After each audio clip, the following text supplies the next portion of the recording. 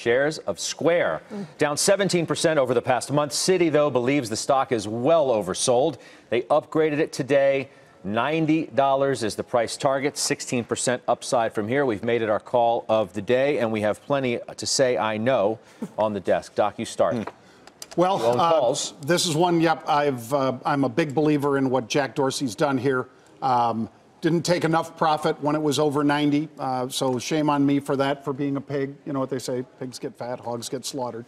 But this particular stock, I think that Citi is absolutely right on, Judge. When you can get this one after that significant correction and buy it into, what's going to be a very busy season for shoppers and so forth, especially small merchants using Square, I think this is a home run. Stock's better than a double over the past year.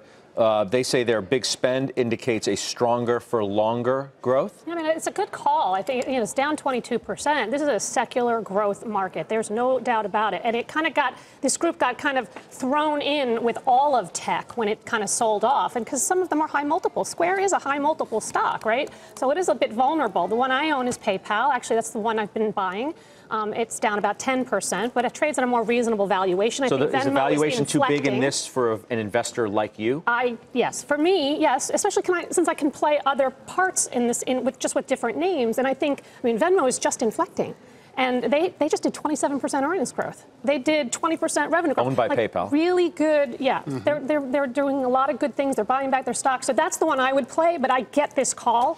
And I get the space. PayPal also has Braintree, which I think could be even more exciting when you think about e-commerce on social networks and all the companies that want to sell things on Instagram, et cetera.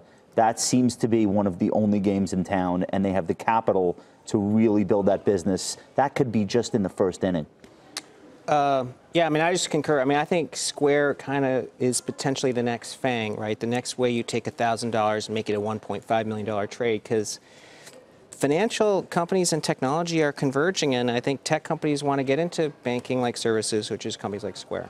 You don't own Square, but you do own PayPal like Steph. Yes, I own PayPal. I bought PayPal after the earnings. It was in the mid-70s after earnings. I think it bounced up to about 83.